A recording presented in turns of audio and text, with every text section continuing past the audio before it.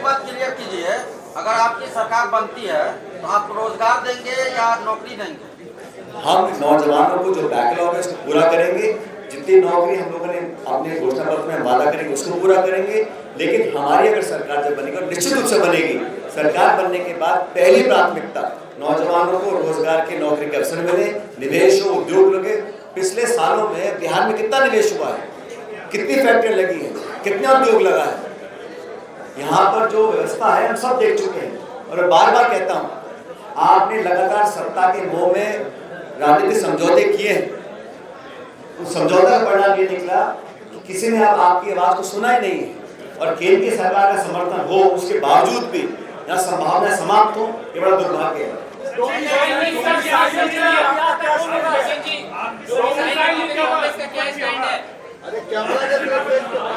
अभी तो चुनाव डिक्लेयर नहीं हुआ। जब चुनाव डिक्लेयर होगा तब गठबंधन चुनाव लड़ेगा, चुनाव बहुमत से जीतेंगे, उसके बाद निर्णय होंगे।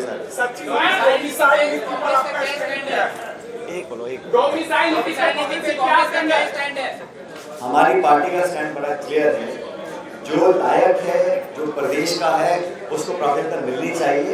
लेकिन हमने ये हर राज्य के इकाई पर छोड़ा है, उसको अंतिम निर्णय क्या करना है। लेकिन पूरे देश में जब से भारत आजाद हुआ है, रिकॉर्ड भारत सरकार के आंकड़े हैं कि सबसे ज्यादा बेरोजगारी की कमी थी, तो आज हर प्रदेश में बेरोजगारी है, चाहे मेरा प्रदेश हो चाहे बिहार हो। लेकिन बिहार में जो हालात हैं वो बहुत एक्सट्रीम पहुंच चुके हैं, इसलिए हमारी प्राथमिकता पहले बिहार रहेगी। हर पॉलिटिकल पार्टी राजनीति करती है, लेकिन जहां तक हमारी बात है, हम इस मुद्दे को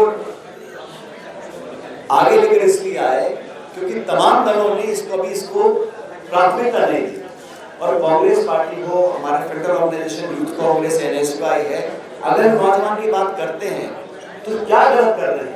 अगर जनता को जागरूक कर रहे हैं कि आपके साथ धोखा पिछले कई दशकों से हो रहा है और हम लोग आपके दुख को समझ रहे हैं, आपके दुख का एहसास हमको है और हमारी आपकी सोच एक है, ये जनता तक पहुंचने का हमारा जरिया है। और मुझे लगता है कि ये बहुत ज्वलंत मुद्दा है और कांग्रेस पार्टी की बातों पर जनता को विश्वास है। राहुल जी ने जो बार बार इस बात को रेखांकित किया है कि नौजवान हमारी प्राथमिकता है, वो बिहार में भी लागू करें।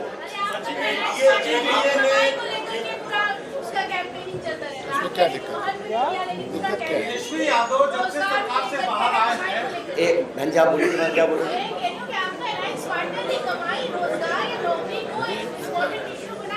हम भी बना रहे हैं इसको, क्या तो बहुत अच्छी बात है, बहुत अच्छी बात है। हमारा अलायंस पार्टनर है और हमारी भी सोच सबकी युवाओं के लिए है, रोजगार मिलना चाहिए, इसमें दिक्कत किसको हो सकती है? सचिन जी, आप कह रहे हैं कि जब चुनाव हो जाएंगे, आपको बहुमत मिलेगी, सरकार बनने की नौबत अगर आएगी तब आप पार्टी है उसने ऐलान कर दिया है कि तेजस्वी यादव मैंने आपको पहले कहा, जब अधिसूचना जारी होगी, हमारा गठबंधन है और हम लोग मजबूती से चुनाव लड़ेंगे।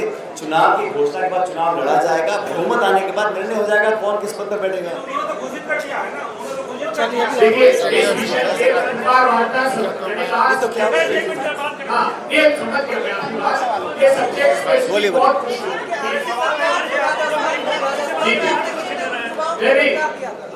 सरकार की आपकी कांग्रेस की राजस्थान में आपने कितने युवाओं को रोजगार दिया? हम लोगों ने पिछली 30 सरकार राजस्थान में रही, उससे ज्यादा दिया। और इस सरकार ने, सुन लीजिए, ये सरकार जो बनी है अभी 1-1.25 साल पहले, इसने सदन के पटल पर घोषणा करी कि 4 लाख रोजगार देंगे, आज तक नहीं दिया है। तो वहां भी हम सवाल पूछ रहे हैं, जो सरकार नौजवान के साथ वादा खिलाफी करेगी, हम सरकार से सवाल पूछेंगे।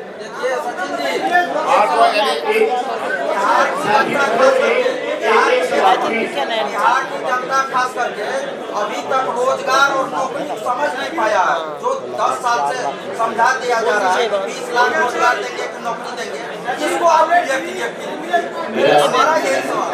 बिहार के लोग बहुत समझदार हैं, चुनाव में बहुत से मुद्दे आएंगे, लेकिन हमको लगा ये मुद्दा धार्मिक है, ये मुद्दा लोगों से जुड़ा है। हर घर में आज लोग इस बात से पीड़ित हैं, इसलिए यात्रा निकाली है और लाखों लाख लोग इस यात्रा से जुड़े हैं। मुझे लगता है कि हमारी आवाज को पूरा प्रदेश सुनेगा और हमारे रास्ते जनता भी चलेगी। बोलिए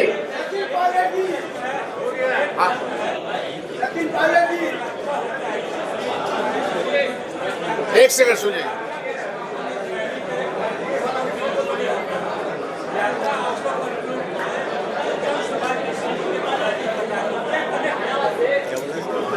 यात्रा आपने करी तो यूजुअली जो है वो उसमें एंड होती है रैली में। यात्रा आप लोगों की खत्म हुई, जन स्वराज रैली कर रहे हैं, क्या करेगा? कोई करेगा नहीं।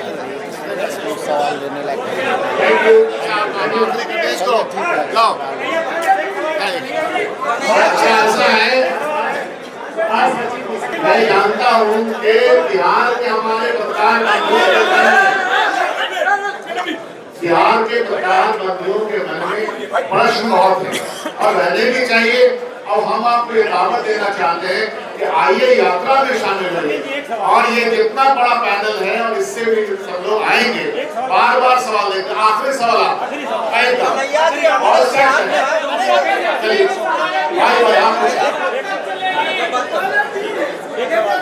आप बोलिए ना। अच्छा ठीक है, आप बोलिए। पार्टी की से प्रश्न का आग्रह है आज प्लीज आप हमारे अपने अलग से आपने तहव्वुर राणा को भारत लाया गया। आपने कहा कि भाजपा की साजिश है। भाजपा कह रही है ये हमारी उपलब्धि है। देश के 166 लोगों की हत्या का आरोपी है तहव्वुर राणा। कब हमने कहा कि वो भाजपा की साजिश है। कब कहा? तहव्वुर राणा को भारत लाया गया। अगर देश में आतंकी हमले को घटनाक्रम को अंजाम देने वाला कोई भी व्यक्ति हो, अगर वो कानून के शिकंजे में आता है तो अच्छी बात है। इसकी शुरुआत यूपी सरकार में हुई थी, उसका अंत ये हुआ कि आज भारत आ गया, कानून अपना काम करेगा और जिसने इस घिनौनी हरकत को अंजाम दिया उसको कानून से सख्त सजा मिलनी चाहिए। ये सब पूरे देशवासियों को मानना है। ये स्टैंडर्ड है।